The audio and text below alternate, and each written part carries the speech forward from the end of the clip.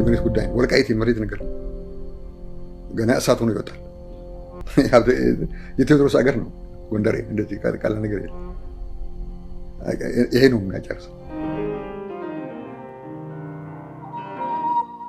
ወረራና መዋቅራዊ የዘር ማጥፋት በወልቃይት ጠገዴና ጠለምት። የምርምር ውጤት በጎንደር ዩኒቨርሲቲ ጎንደር ኢትዮጵያ 2014 ዓ.ም።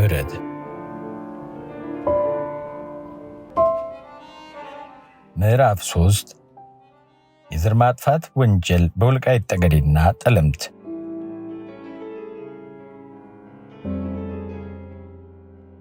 ምዕራፍ 3 ተራ ቁጥር 2.2 የወንጀል ጥቃት ያጋጠማቸው ተሳታፊዎች፣ የጥቃት አይነትና የወንጀል ጥቃቱ አስተባባሪዎችና ፈጻሚዎች። ከዚህ በፊት ባሉት ንዑስ ክፍሎች በወልቃይት ጠገዴና ጠለምት ሲፈጸሙ የነበሩ የአማራን ዘር ማጥፋት አይነቶች በሕዝብ እይታ ምን ያህል ደረጃ እንደነበሩ ተመልክተናል። በዚህም መሰረት በአብዛኛው የጥናቱ ተሳታፊዎችን በሚያስማማ ሁኔታ ከፍተኛ ማንነትን ለይቶ የሚደረግ የወንጀል ጥቃት ይካሄድ እንደነበረ ያሳያል። የሚከተሉት ንዑስ ክፍሎች የህወሓት የወንጀል ቀንበር በቀጥታ ያረፈባቸውን የጥናቱ ተሳታፊዎች የምንዳስስባቸው ናቸው። ሰንጠረዥ 7 የወንጀል ጥቃት አይነትና የወንጀል ጥቃቱ አስተባባሪዎችና ፈጻሚዎች። የወንጀል ጥቃት ምጣኔ። ጥቃት ደርሶቦታል? ከ912 ሰዎች 735ቱ አዎ በማለት ሲመልሱ 174 የሚሆኑት የለም ብለዋል።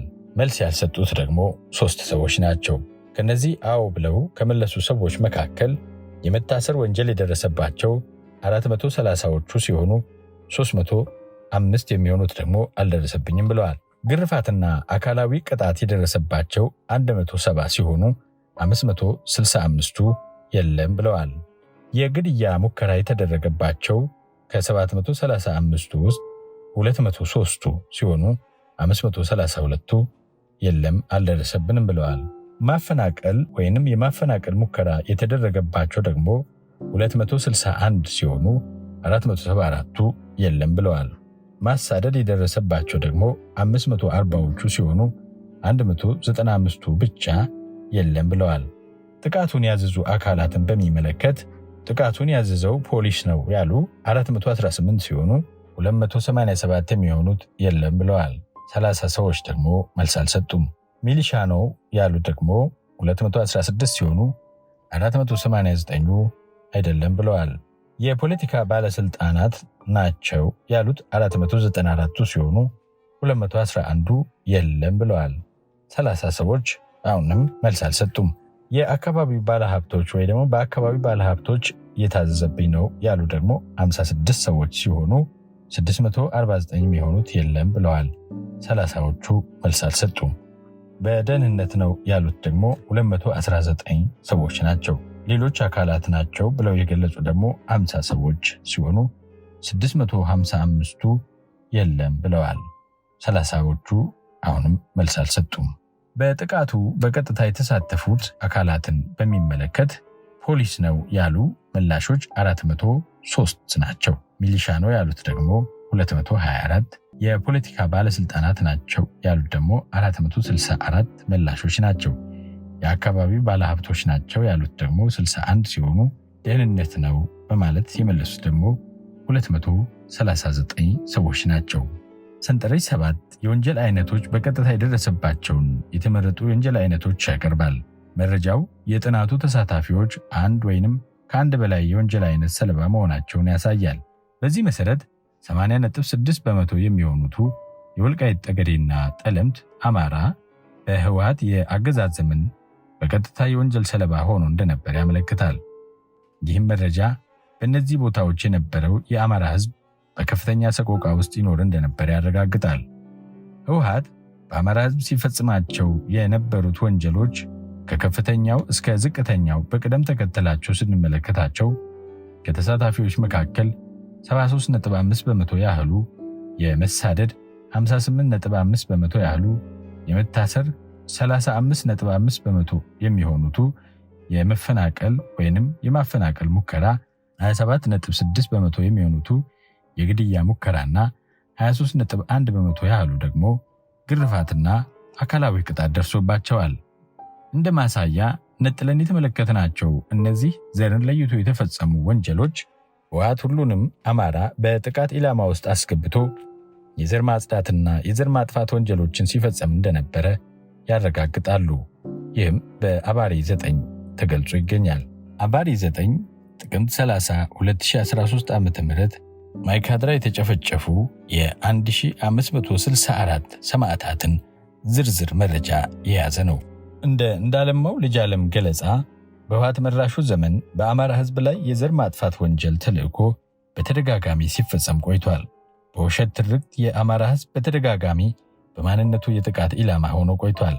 በሴቶች ላይ ስልታዊ የወሊድ መቆጣጠሪያ ዘዴዎች በመጠቀም የአማራ ህዝብ ቁጥሩ እንዲቀንስ ተደርጓል። ለዚህም በወልቃይት ህዝብ ላይ የተፈጸመው የዘር ማጥፋት ወንጀል ትልቅ ማሳያ ነው። ከላይ በሰንጠረዡ የቀረበውን የዘር ማጥፋትና ለይቶ ማሳደድ በማን ይካሄድ እንደነበር የ62 ዓመት ቁልፍ መረጃ ሰጪ እንደሚከተለው አቅርበውታል። የህወሓት ደህንነቶች እኔንና 3 ጓደኞችን መቀሌ ድረስ ወስደው ዛቻና ማስፈራሪያ አድርሰውብናል። ከዚህ በተጨማሪም ከፌዴራል ደህንነት ልከው አነጋግረውናል። ለምሳሌ ከፌዴራል የደህንነት ተጠሪ ካሳይ ኢሰፓ የሚባል ከቤቴ ድረስ መጥቶ ለ3 ሰዓት ያህል አነጋግሮኛል።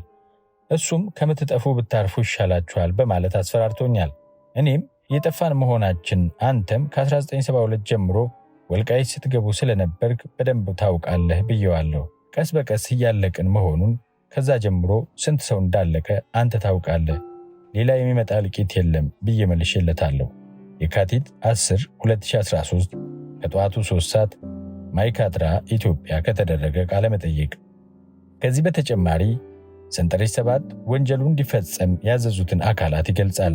በዚህ መሰረት 418 ወይም 56.9 በመቶ የጥናቱ ተሳታፊዎች ጥቃት እንዲፈጸምባቸው ያዘዘው ፖሊስ ሲሆን 216 ወይም 29 በመቶዎቹ ሚሊሻ፣ 494ቱ ወይም 67 በመቶ ያህሉ የፖለቲካ ባለስልጣናት፣ 56 ሰዎች ደግሞ የአካባቢው ባለሀብቶች፣ 219 ሰዎች ደግሞ በደህንነቶች እና 50 ሰዎች ደግሞ ጥቃቶቹ በሌሎች አካላት የታዘዙ ናቸው በማለት መልሰዋል። ይህ ጥናት እንደሚያመለክተው አብዛኛውን ወንጀል ሲያስተባብሩ የነበሩት የፖለቲካ ባለስልጣናትና የመንግስት የጸጥታ አካላት ናቸው። ከላይ እንደተጠቀሰው በአማራ ህዝብ ላይ ዘር ተኮር ጥቃት ይደርስ የነበረው ስልታዊና መንግስት መር ስለነበረ የተለያዩ መንግስት አካላትና የህብረተሰብ ክፍሎች መዋቅራዊና ተቋማዊ ተዋረዳዊ ድርሻ አላቸው። ይህንን መነሻ በማድረግ እነዚህ አካላት የወንጀል ጥቃቱን በማስተባበርና በቀጥታ ወንጀል በመፈጸም የነበራቸው የወንጀል ምጣኔ ተሳትፎ ተቀራራቢ መሆኑ ይታያል። በዚህ መሰረት 403 የጥናቱ ተሳታፊዎች ጥቃት ያደረሰባቸው ፖሊስ ሲሆን 224ቱ ደግሞ ሚሊሻ ነው። 464ቱ ደግሞ የፖለቲካ ባለስልጣናት ናቸው። 61ዱ ላይ ደግሞ በአካባቢው ባለሀብቶችና 239ኙ ላይ ደግሞ በደህንነቶች ጥቃት እንደተፈጸመባቸው ያስረዳሉ። በዚህ ጥናት የተገኘው መረጃ እንደሚያመለክተው አብዛኛዎቹ የወንጀሉ ፈጻሚዎች የመንግስት የጸጥታ አካላትና ባለስልጣናት ሲሆኑ ቁጥሩ አነስተኛ ቢሆንም ባለሀብቶችም ወንጀሎችን በማስተባበርና በመፈጸም ተሳታፊ እንደነበሩ ያብራራል። ህወሓት በ1989 ዓ.ም ወልቃይት ወረዳ ጠለሎ አካባቢ ልዩ ስሙ ማይ ጥምቀት ወይንም አርብ ገበያ በተባለ ቦታ መርሻ ሙሉ ክንፈይ የተባለና የከፋኝ አባል በመሆኑ ምክንያት የተደራጁ የህወሓት የጸጥታ አካላት በውድቅት ሌሊት በክፍለ ህዝብ እየተመሩ ጥቃት ሊፈጽሙበት ከተጠለለበት ቤት ገብተው ሲያቆስሉት እሱም በአልሞት ባይ ተጋዳይ ራሱን ለማዳን ሲል አመራራቸውን ሊገልባቸው ችሏል። በመጨረሻም ራሱን ያጠፋው ይህ ሰው በህወሓት ፖሊስ ከእምነት ተቋም ውጪ ዛፍ ስር ከተቀበረ በኋላ በአራተኛው ቀን ከተቀበረበት እንዲወጣ ትዕዛዝ ተሰጥቶ የሚሸተውን አስከሬን የአካባቢውን የወልቃይት ነዋሪ አሸክመው የ4 ሰዓት ተኩል የእግር መንገድ ወደ ክሳዳጋ በመውሰድ አደባባይ ገበያ ላይ እንዲሰጥ አደረጉት። አይሁድ ክርስቶስን ትንቢት እንደተናገረ እንዳይነሳ በሚል በወታደር እንዳስጠበቁት ሁሉ የአካባቢው ማህበረሰብ ወስዶ እንዳይቀብረው አጥንቱ በሙሉ በአውሬ ተበልቶ እስኪያልቅ ድረስ ጉጀሌ ያስመድበው ሲያስጠብቁት ሰንብተው በዚህም ቤተሰቦቹ ማልቀስ እንዳይችሉ ሰላይ ተመድቦ ሲከታተሉ ነበር። በዚህ ሁኔታ ልቧ በእጅጉ የተሰበረውና ከ3 ወር በፊት ባሏ የሞተባት የመርሻ ሙሉ እህት የወንድሟን ስም ጠርታ ማልቀስ ስለማትችል የባሏን ስም ካሳሁን እያለች በሚያሳዝን ሁኔታ ተደብቃ ታለቅስ ነበር። የካቲት 11 2013 ከጠዋቱ 4 ሰዓት ቅራቅር ኢትዮጵያ የተደረገ ቃለ መጠይቅ። ይህ የሚያሳየው ከተገደለ በኋላ ማልቀስም ሆነ መቅበር ለአማራ ሕዝብ የተከለከለ እንደሆነ ነው። ይህ ሁኔታ በ1928 ዓመተ ምህረት ፋሺስት ኢትዮጵያን በወረረበት ወቅት የጣሊያን ፊት አሳየኝ ብሎ በከፍተኛ ጀብዱ ሲፋለም የነበረውን ቀኛዝማች ባያብል ደስታን በአለፋ ወረዳ በአገልጋዮቹ ጥቆማ ለጣሊያን ተረሽኖ አስከሬኑን ሻውራ ገበያ ላይ ከበሬ ላይ አስረው ካስቆጠቱት በኋላ በመጨረሻም እንዳይቀበርና ማንም ስሙን ጠርቶ እንዳያለቅስ ሲደረግ እህቱ የነበረችው ስሙን ለመጥራት ብትፈራም በድብቅ እንዲህ ብላ ስታንጎራጉር ነበረ። እስቲ ተነስቼ ሊየው ማጀቴን፣ ስማይጠሩ ገብቶ በላው አንጀቴን፣ ሰልፉ ተሰልፎ እንዳናለቅስበት ግራ መሬት ሆነ አንተ የወደቅክበት፣ ይሙትበት እንጂ እኔ ምን ልበለው፣ በጠጅ ያሳደገው ቸኮል ቢያስገድለው። ጎንደሬ በጋሻው ገሪማ ታፈረ 1949 ዓመተ ምህረት ገጽ 147 እስከ 148። ጠለምት ላይ በ10 ሺህ የሚቆጠሩ ተወላጆችን እንዲጨፈጨፉ አድርገዋል። ጥጋቤ አዲሱ ጠለምት ውስጥ ሰብዬ ከተባለ ቀበሌ ነዋሪ የነበረና በ1992 ዓመተ ምህረት በባድመ ጦርነት ላይ እንዲዘምት ሲደረግ አለቃው የነበረ ትግሬ ጥጋቤን ሀድጌ አማራ ነህ ብሎ ሲሰድበው ሰውና አያት ለይም ወይ ብሎ በጥይት ገሎት ለመሮጥ ሲሞክር ተያዘና የሞት ፍርድ ተፈርዶበት ሽሬ አምጥተው ሊገሉት እስር ቤት አሳድረውት በነበረበት ወቅት ሌሊቱን ከእስር ቤት አምልጦ ወጣና ወደ ጠለምት ተሻግሮ ሸፈተ። እሱን ለመያዝ ብዙ ፎክረውና ጥረት አድርገው አልሳካላቸው ሲል በ1995 ዓ.ም 3 ቤተሰቦቹን ማለትም አዲሱ ዘሌ፣ ዘለቀ ታዬ፣ ጥላውን መኮንን በሰይጣን መጣያ ገደል እንዲወረወሩ አደረጉ።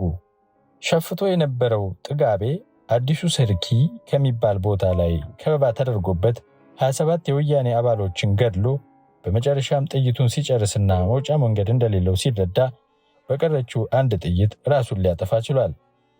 ከቤተሰቡ ጋር በሰይጣን መጣያ ሊወረወር የነበረው የጥጋቤ ወንድም የሆነው ነጋ አዲሱ ግን ከግድያ አምልጦ ሸፈተና በተመሳሳይ ሁኔታ ወያኔዎችን ተዋግቶ ዋልቅ ኪዳነ ምህረት ላይ በነበረ ውጊያ መንገድ መርቶ የመጣውን ጨምሮ በርካታ ወያኔዎችን ገድሎ በመጨረሻም ልክ እንደ ወንድሙ የራሱን ጥይት ጠጥቶ እጅ ሳይሰጥ ሞተ። በዚህ የተናደደው ወያኔ በቀበሌው ውስጥ የነበሩ 48 አባወራ ቤታቸው እንዲቃጠልና ንብረታቸው እንዲወረስ ሲደረግ ከነሱ ጋር የነበረ 400 ቤተሰብ አባላት እንዲበተንና በጎንደርና በዙሪያው ዘመድ እየፈለጉ ተበትነው ቀርተዋል። አንዱ የሚፈልጉት አጋጣሚውን ተጠቅመው ነዋሪውን ማፈናቀል ስለነበረ ዓላማቸውን አሳክተዋል።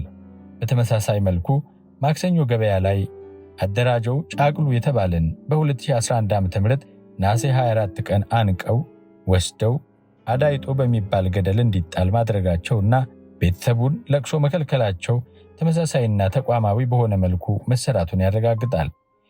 የካቲት 12 2013 ከጠዋቱ 3 ሰዓት ማይጠብሪ ኢትዮጵያ ከተደረገ ቃለ መጠይቅ። ህወሓት የአማራን ሕዝብ ከቦታው ለማጽዳት ከሚጠቀማቸው የተለያዩ ስልቶች አንዱ ግለሰቦችን ወንጀለኛ ናችሁ በማለት ራሳቸውን ለመከላከል ሲሞክሩ ከነቤተሰባቸው ማጥፋት ወይንም ማሳደድ ነው። በዚህ ምክንያት አንድን ግለሰብ ሰበብ በማድረግ በአካባቢ ያለውን የአማራ ሕዝብ በሙሉ በማስወገድ በምትኩ ለትግራይ ተወላጆች ሀብትና ንብረቱ ይሰጣል። ጠለምት ላይ ከተፈጸመው አሰቃቂ ግድያ ማያሚ ከተባለ ቀበሌ ላይ ዘውድና አስፋው የተባለን የጠለምት ተወላጅ በአንገቱ ልክ ጉድጓድ አስቆፍረው እንዲገባ ከተደረገ በኋላ ዙሪያውን አፈርና ድንጋይ በመሙላት ከመሬት በላይ የዘለቀውን ጭንቅላቱን ጨው ቀብተው ከብት ግጦ እንዲበላው ተደርጓል። ይህንንም ራሳቸው ወያኔዎቹ ቆመው ከብት ግጦ እንዲገድለው አድርገውታል። ሌላው አዛናው አስናቀው የተባለን ባለሀብት ጠለምት ትግራይ አይደለም በማለት ሲከራከራቸው ስለነበር አስረው ወስደው ፍየል ውሃ ላይ በሚገኘው ባዶ 6 ከወሰዱት በኋላ ሌሎች ተመሳሳይ ክርክር ያነሱትን 15 ሰዎች በድምሩ 16 ሰዎችን ጉድጓዳቸውን ራሳቸው እንዲቆፍሩ በማድረግ አስገብተው እንዲረሸኑ ተደርገዋል። ሀብት ንብረታቸውም እንዲዘረፍ ተደርጓል። ሌላው ደግሞ ማይጠብሪ ላይ ተካ ገብረ ሕይወት የሚባሉና 2 ወንድሞቻቸው ከበርቴ የነበሩ ጠለምቴዎችን ንብረታቸውን ለመዝረፍ ሲፈልጉ ጠለምት የአማራ ነው ብላችኋል በማለት በአደባባይ ከረሸኑ በኋላ 700 ከብቶቻቸውንና መጥረጊያ ሳያስቀሩ ሙሉ የቤት ሀብት ንብረታቸውን ዘርፈው ለህወሓት ድርጅት ገቢ ተደርጓል። በአማራ ሕዝብ ላይ የሚፈጸሙ የወንጀል አይነቶች በዓለማችን ላይ ከታዩ ሁሉ የከፉ ናቸው። አማራን ጉድጓድ ቆፍረው አንገቱን ብቻ አስቀርተው ጨው ቀብተው ለከብት የሰጡት እሱን የሚያይ ሌላ አማራ የሥነ ልቦና ጉዳት እንዲደርስበትና ተሸማቆ ለእነሱ ተገዢ ሆኖ እንዲኖር ወይንም በስጋት አካባቢውን ለቆ እንዲሄድ ለማድረግ ነው። ህወሓት አካባቢውን ወሮ በቆየበት ጊዜ ያለምንም እፍረት አማራን ከቦታው ለማሳደድና ሀብት ንብረቱን ለመውረስ እንደ ሌሎች የልማት ሥራዎች በተቋም ደረጃ በሰው ኃይልና በሀብት ተደግፎ የተሠራ መሆኑን ያሳያል። ይህ የጥናት ውጤት እንደሚያመለክተው ህወሓት እንደ መንግሥት አማራን ለማጥፋት ወልቃይትን እንደ ቤተ ሙከራ ማሳያነት የሄደበትን ርቀት ነው። ይህም የአረባዊው የሱዳን መንግሥት ጃንጃዊድ ሚሊሻን በማስተባበር ትዕዛዝ በመስጠትና ጥቁር ሱዳናውያን ላይ የፈጸሙትን ጥቃት ህወሓት አሻሽሎ አማራ ላይ ተግብሮታል። ሃጋን እንደ ሬይሞንድ ሪችሞንድ 2009 ተመልከቱ። እንዳለማው ልጅ ዓለም እንደገለጸው እንደ አውሮፓውያን አቆጣጠር በ1994 በሩዋንዳ በሁቱ ኢንተርሃሞዌ ሚሊሻዎች ወደ 1 ሚሊዮን የሚጠጉ አናሳ ቱትሲዎችና ለዘብተኛ ሁቶች ተጨፍጭፈዋል። የመንግሥት ባለሥልጣናት በግልጽ ትዕዛዞች አማካይነት በቱትሲዎች ጭፍጨፋ ውስጥ በግልጽ ተሳትፈዋል። ከዚህ በተጨማሪ ሳራ 2018 እንደገለጸችው እንደ RTLM ያሉ የጥላቻ መቀስቀሻ የሬዲዮ ጣቢያዎችን በመጠቀም ቱትሲዎችን ከበረሮዎች ጋር በማወዳደር ከሰብአዊነት የወረዱ ፍጥረታት እንደሆኑ ለማሳየት ይሰሩ ነበር። ይህንን ሐሳብ የሚያጠናክርና ዋና ዋና የወንጀል አስተባባሪዎችና ፈጻሚዎችን የሚያሳይ የ62 ዓመት አዛውንት ቁልፍ መረጃ ሰጪ የሰጡትን ቃለ መጠይቅ እንደሚከተለው አቅርበነዋል። በማይካድራው ዝግጅት ሰኔ 12 2011 ዓ.ም ተጀምሮ ነበረ። የተወሰኑ የጦር መሳሪያዎች ስለነበሩን ልንተርፍ ችለናል። ውጡ እናንተ ልውጢዎች፣ ባንዳዎች፣ ጎንደር ነን ብላችኋል፣ አማራ ነን ብላችኋል፣ ጎንደር እዚህ አይደለም፣ ወደ ጎንደር ሂዱ እያሉ ቤት ለቤት እየዞሩ ቤት ይደበድቡ ነበር። ጥይት ተኩሰውብናል፣ ድብደባም ፈጽመዋል። ይህን የሚያደርጉት ለዚህ ተግባር የተመለመሉ መጠጥ ጠጥተው ለወደፊቱ የወልቃይት ሰው ስጋት እንደሚሆናቸው የተነገራቸው ወጣቶች ናቸው። ይህንም የሚያስተባብሩት ባለሀብቶችና ባለሥልጣናት ነበሩ።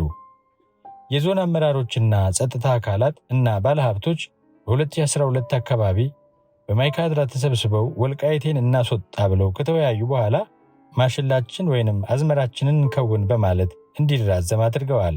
የዞኑ የጸጥታ ኃላፊ ሰቡሆ የሚባል ነበረ። ባለሀብቶቹ ተኪኡ ባህታ፣ መንግሥቱ ሃድጉ፣ ተጠምቀ ጸጋይ መድኃኔ፣ ተስፋ ካህሳይ ሁሉም ባለሀብት መረጃ በመስጠትና የሚታሰሩንና የሚገደለውን የአማራ ተወላጅ እየለዩ በመስጠት የግፉ አስተባባሪና መሪ ነበሩ።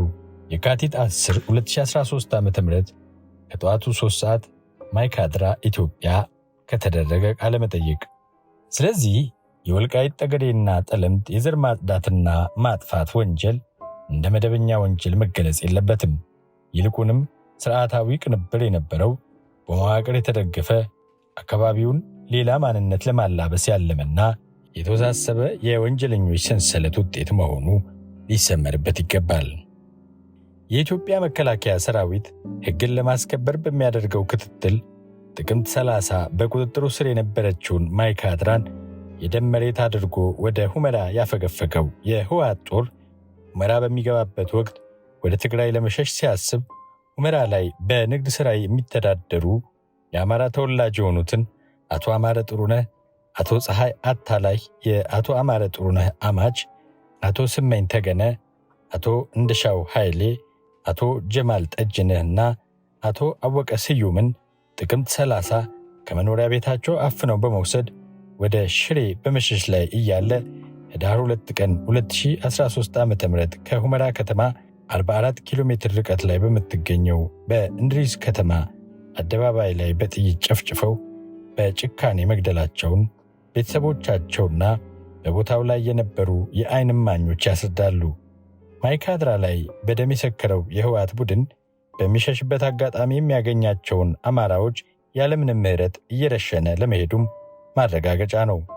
የካቲት 14 2013 ከጠዋቱ 5 ሰዓት ማይጸብሪ ኢትዮጵያ የተደረገ ቃለ መጠይቅ። ምስል 26 ህወሓት ከሁመራ አፍኖ ወስዶ እንድሪስ ከተማ ላይ የረሸናቸው የአማራ ባለሀብቶች አወቀ ስዩም፣ አማረ ጥሩነህ፣ ፀሐይ አታላይ፣ ስመኝ ተገኘ፣ ጀማል ጠጅነህና እንደሻው ኃይሌ። ህወሓት ወልቃይት ጠገዴን ከያዘበት ከ1970ዎቹ መጀመሪያ አንስቶ አካባቢውን ለቆ እስከወጣበት እስከ ጥቅምት 2 2013 ዓ.ም ድረስ የአማራን ህዝብ በተጠና መንገድ የመግደል ሥራው ለአንድም ቀን እንዳላቋረጠ ከላይ ያለው ቃለ መጠይቅ ያሳያል። ጥቅምት 2 2013 ዓ.ም አካባቢውን ለቀው እስከወጡበት ቅጽበት ድረስ ለአማራ ህዝብ ይጠቅማሉ የሚሏቸውን ግለሰቦች እየመረጡ ይገድሉ ነበር።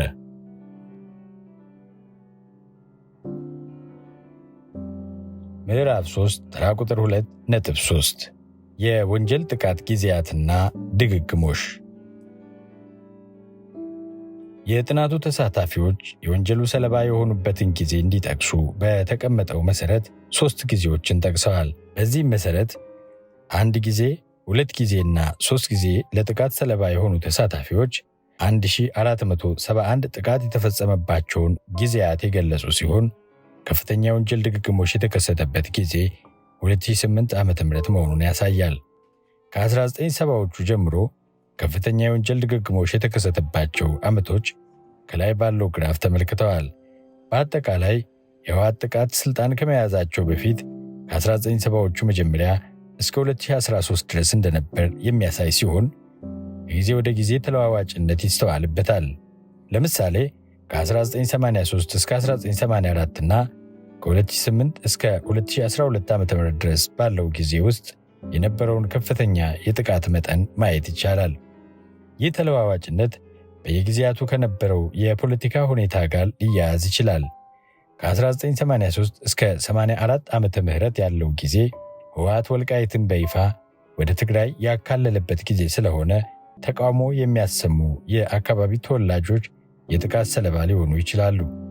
ነገር ግን በጊዜው የነበሩ ሰዎች በዚህ ጥናት የመሳተፍ ዕድላቸው ዝቅተኛ ስለሆነ ትክክለኛ የወንጀል ጥቃት ምጣኔውን ላያመላክት ይችላል። ከ2008 እስከ 2012 ዓ.ም የነበረው ጊዜ የወልቃይት ጠገዴና ጠለምት የአማራ ህዝብ የማንነትና የወሰን ጥያቄ እየጎላ በመምጣቱ የህወሓት በትርም ሊበረታ እንደሚችል ይታወቃል። በጥናቱ መሰረት የወንጀል ጥቃት ከደረሰባቸው 735 የጥናቱ ተሳታፊዎች 78 በመቶዎቹ 2 እና ከዚያ በላይ ጊዜ ጥቃት የደረሰባቸው ሲሆን ሌሎቹ 22 በመቶዎቹ ተሳታፊዎች አንድ ጊዜ ብቻ የወንጀል ጥቃት ሰለባ ሆነዋል። ይህ ጥናት ህወሓት የአማራን ህዝብ ምን ያህል ሲያሳድደው እንደኖረ አመልካች ነው። ምዕራፍ 3 ተራ ቁጥር 2.4 የወንጀል ጥቃት ስርጭት፣ ወረዳ፣ ጾታ፣ የትምህርት ደረጃና ሌሎች። ህወሓት በተለይም በወረራ በያዛቸው አካባቢዎች የሚኖርን አማራን በማንነቱ ጥቃት እንደሚደርስበት ቢታወቅም የጥቃት ተጋላጭነት ከአንድ ወረዳ ወደ ሌላ ወረዳ በወንዶችና በሴቶች መካከል በትምህርት ደረጃና በሌሎች መስፈርቶች ልዩነት እንደነበረ በዚህ ጥናት ተመላክቷል። የሚከተለው ስዕላዊ መግለጫ በጥናቱ የተካተቱ ወረዳዎችን የወንጀል ጥቃት ስርጭት ያሳያል። ጥናቱ የተካሄደባቸው ወረዳዎች አጠቃላይ የወንጀል ምጣኔና የወንጀል አይነቶች ተመልክተዋል። ወልቃይት ጠገዴና ቃብቴ ሁመራ ወረዳዎች በአጠቃላይ የወንጀል መጠንና በተናጠል የወንጀል አይነቶች ከፍተኛ ድርሻ ያላቸው ሲሆን የጠለምት ወረዳዎች አውራና ሰቲት ሁመራ ከተሰጣቸው የጥናት ተሳታፊ ብዛት አንጻር ሲታይ ዝቅተኛ የወንጀል ምጣኔ ያላቸው ቢመስልም ሌላ የተሻለ ንጽጽርን የሚያሳይ ስታቲስቲካል ትንተና ውጤት እንደሚያሳየው ከአውራና ምስራቅ ጠለምት ውጭ ያሉት አብዛኛዎቹ ወረዳዎች ከፍተኛና ተቀራራቢ ወንጀል ምጣኔ ያላቸው ሲሆን የወልቃይት ጠገዴ፣ ቃብቴ ሁመራና ምዕራብ ጠለምት ወረዳዎች የጥቃት ምጣኔ ከአውራና ምስራቅ ጠለምት በ40 በመቶ ይበልጣል። የሰቲት ሁመራ ደግሞ ከተጠቀሱት ወረዳዎች በእጥፍ ይበልጣል። ይህም በአባሪ 6 የተገለጸ ነው። ከዚህም በተጨማሪ በዚህ ጥናት የወንዶች በወንጀል የመጠቃት ምጣኔ ከሴቶች በ20 በመቶ የሚልቅ መሆኑ ተመልክቷል። ይህ የጥናት ግኝት ህወሓት የወልቃይት ጠገዴና ጠለምት የአማራ ተወላጅ ወንዶችን በተለየ ሁኔታ ኢላማ ያደረገ ጥቃት ሲያደርስ እንደነበረ ያመለክታል። የማይካድራ ጭፍጨፋ 1631 ወንዶችና 13 ሴቶች እንዲሁም እስካሁን በህወሓት የተሰወሩና መረጃቸው መሰብሰብ የተቻለው 402 ታዋቂ ግለሰቦች ሁሉም ወንዶች መሆናቸው ይህን ግኝት ያጠናክረዋል። ይህም በአባሪ 6 የተገለጸ ነው። በዕድሜ ገፋ ያሉ ሰዎች በዕድሜ ከሚያንሱት የመጠቃት መጠናቸው በ23 በመቶ ከፍ እንደሚልና ያልተማሩና ከ1 እስከ 8ኛ ክፍል ያሉ ሰዎች የመጠቃት መጠናቸው ከ9 እስከ 12ኛና ከዛ በላይ የትምህርት ደረጃ ካላቸው ሰዎች በ16 እስከ 21 በመቶ እንደሚበልጥ ያሳያል። ይህም ህወሓት ሁሉንም አማራ ለማጥፋት እየተንቀሳቀሰ የነበረ ቢሆንም ወንዶችን፣ በዕድሜ የገፉ አዛውንቶችና ታሪክ አዋቂዎችን እንዲሁም የአካባቢውን አርሶ አደሮች በተለየ መንገድ ትኩረት ያደረገ ጥቃት ይፈጽም እንደነበር ያመለክታል። ሰንጠረዥ 8 ጥቃት የደረሰባቸው አካላት ስለ ጥቃቶቹ ምክንያቶች የሰጡት መረጃ።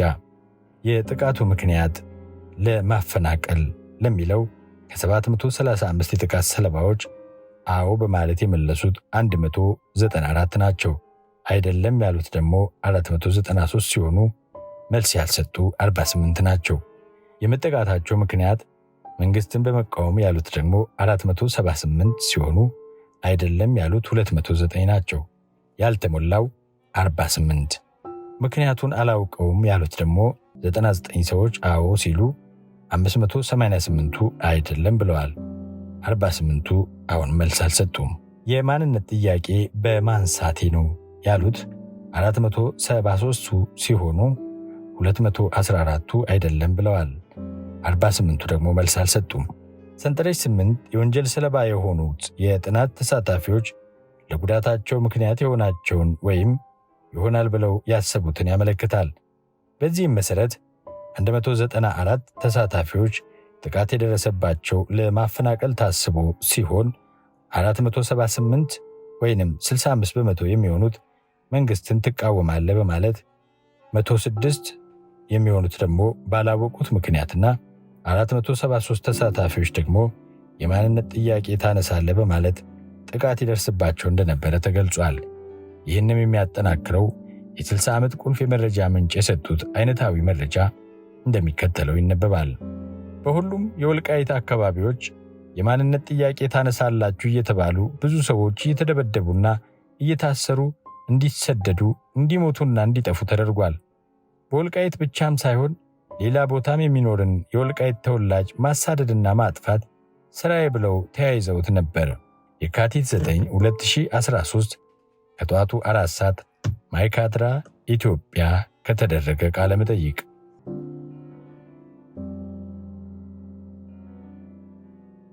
ምዕራፍ 3 ተራ ቁጥር 2.5 በቤተሰብ ላይ የደረሱ የወንጀል ጥቃቶች። ከዚህ በፊት በተከታታይ የተመለከትናቸው ንዑስ ክፍሎች የጥናቱ ተሳታፊዎች በራሳቸው ላይ የደረሰባቸውን የወንጀል ጥቃት ምጣኔ የሚያሳዩ ሲሆን ይህ ንዑስ ክፍል ቀጥሎ የቀረበውን ሰንጠረዥ 9 መሠረት በማድረግ የጥናቱ ተሳታፊዎች በቤተሰባቸው ላይ የደረሱ ጥቃቶችን በሚመለከት የመለሱትን መጠናዊ ትንታኔ ይገልጻል። በዚህም መሠረት ከጥናቱ ተሳታፊዎች መካከል 26.6 የሚሆኑት ከቤተሰብ አባላቸው መካከል በህወሓት አማካኝነት የተፈናቀለባቸው ሲሆኑ ከነዚህም ውስጥ 20.66 በመቶ የሚሆኑት ወደ ተለያዩ የአውሮፓ ሀገራት፣ 20.66 በመቶ የሚሆኑት ወደ ሌሎች የኢትዮጵያ አካባቢዎች እንዲሁም 18.60 በመቶ ደግሞ ወደ ጎንደር ከተማ እንደተሰደዱ ያሳያል። በተጨማሪም ቃለመጠይቅ ከተደረገላቸው ተሳታፊዎች መካከል 30 በመቶ የሚሆኑት የወልቃይት ጠገዴና ጠለምት አማራዎች ከቤተሰባቸው ውስጥ ቢያንስ አንደኛው በህወሓት የተገደለባቸው መሆኑ ተገልጿል።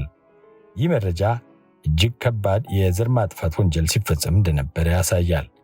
ከላይ በሰንጠረዥ 7 እንደተመለከትነው አሁን በሕይወት ካሉት መካከልም 27 በመቶ የሚሆኑት የጥናቱ ተሳታፊዎች በህወሓት የግድያ ሙከራ ወንጀል ተፈጽሞባቸዋል። እነዚህን መረጃዎች ስንገጣጥማቸው የወልቃይት ጠገዴና ጠለምት አማራ በህወሓት የሞት ቀለበት ውስጥ እንደነበረ እንረዳለን። ቤተሰቦቻቸው በህወሓት የተገደሉባቸው ተሳታፊዎች የግድያ ስልቶቹን የጠቀሱ ሲሆን በአመዛኙ ማለትም 46 በመቶና 44 በመቶ እንደ ቅደም ተከተላቸው በቀጥታ ተኩስና በእስር ቤት የተገደሉ መሆኑን ያሳያል። እነዚህ እንደ ዋና ዋና የግድያ ስልቶች ይወሰዱ እንጂ የቃለ መጠይቅ ማስረጃዎች እንደሚያመለክቱት ህወሓት ብዙ አይነት የግድያና የጭካኔ ድርጊቶችን ሲፈጽም እንደነበር ያስረዳሉ። ለምሳሌ የሚከተሉትን በህወሓት በጭካኔ የተገደሉ አማራዎችን አሟሟት እንመልከት። አንደኛ፣ አደራጀው ጫቅሉ የተባለ በጠገዴ ወረዳ የማክሰኞ ገበያ ነዋሪ የሆነ 2011 ዓ.ም ሐምሌ 11 ቀን ከአማራ ክልል መንግስት ጋር ትገናኛለህ በማለት የህወሓት ልዩ ኃይሎች አዳይጦ በተባለ ገደል ከነህይወቱ እንዲወረወር መደረጉን።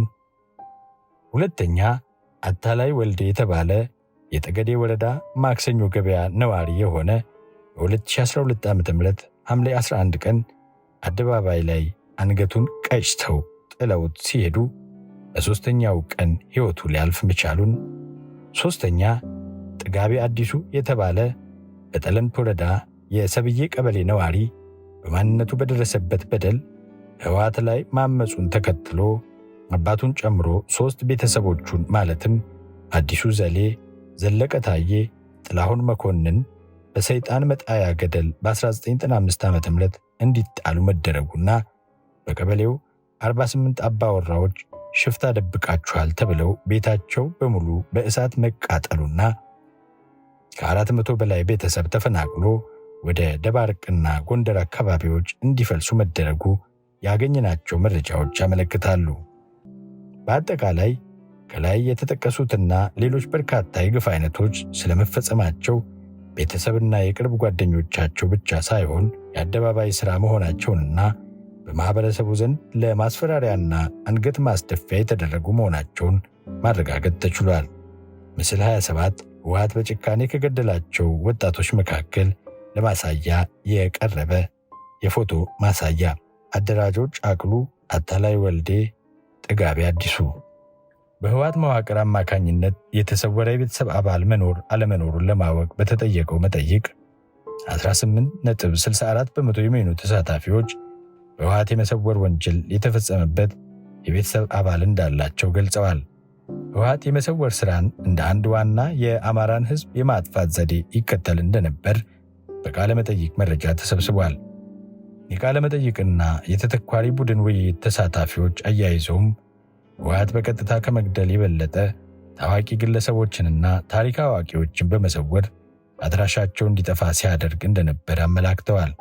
ለምሳሌ አቶ ልጅ አለም ታየ በታሪክ አዋቂነታቸውና ማኅበረሰቡን በመምከርና በማስታረቅ የተከበሩና አንቱ የተባሉ ተጽዕኖ ፈጣሪ አባት ሲሆኑ ይኸው ታሪክ አዋቂነታቸው ወንጀል ሆኖ በህወሓት ታጣቂ ቡድን ተመርጠው ደጀና ምንምኔ በዋሻ ውስጥ እስር ካሰቃዩ በኋላ ምላሳቸው እንዳይናገር የሚያደርግ መርፌ ወቅተው ከእስር ከለቀቋቸው በኋላ ሊያርፉ ችለዋል። የአቶ ልጅ አለም ታየ ቤተሰብ እንደ ባላባት ዘር ተቆጥሮ ከፍተኛ የዘር ማጥፋት ወንጀል የተፈጸመበት ሲሆን በአጠቃላይ 11 የቤተሰብ አባላት እንዲገደሉ ተደርገዋል። ይህ ቤተሰብ ህወሓት በወልቃይት ጠገዴና ጠለምት ህዝብ ላይ ለፈጸመው ከፍተኛ እልቂት አይነተኛ ማሳያ ነው።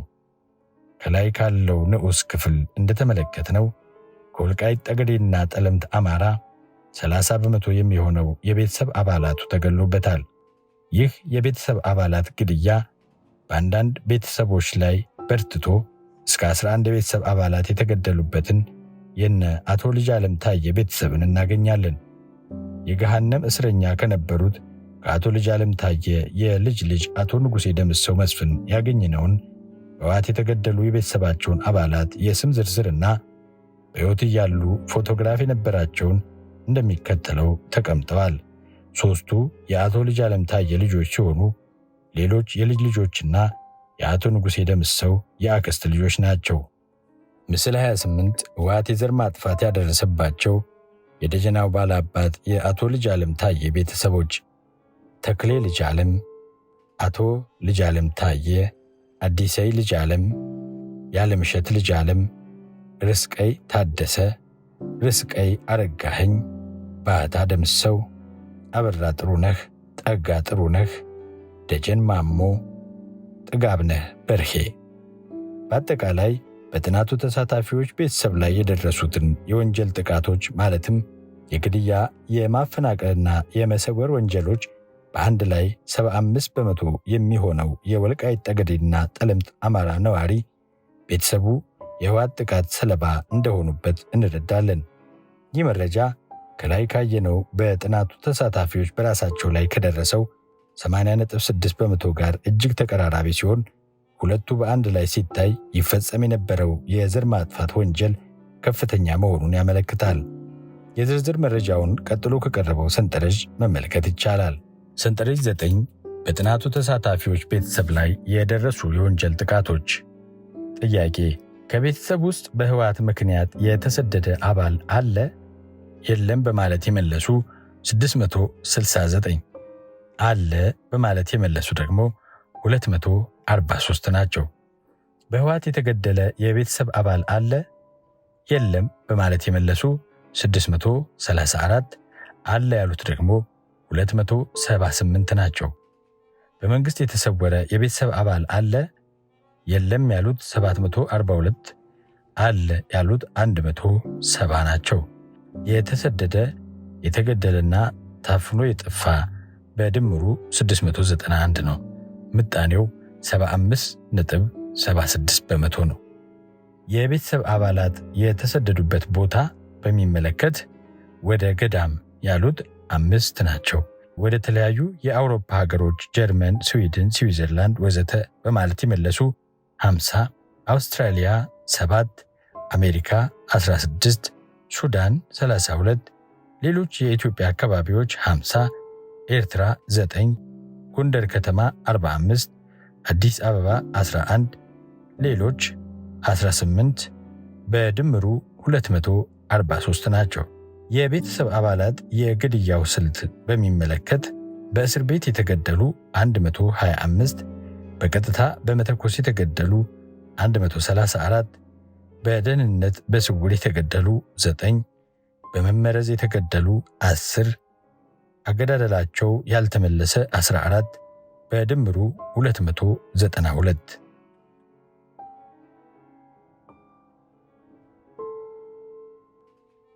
ምዕራፍ 3 ተራ ቁጥር 3 የሽግግር ማጎሪያ ማሰቃያና የጅምላ መግደያ ካምፖች።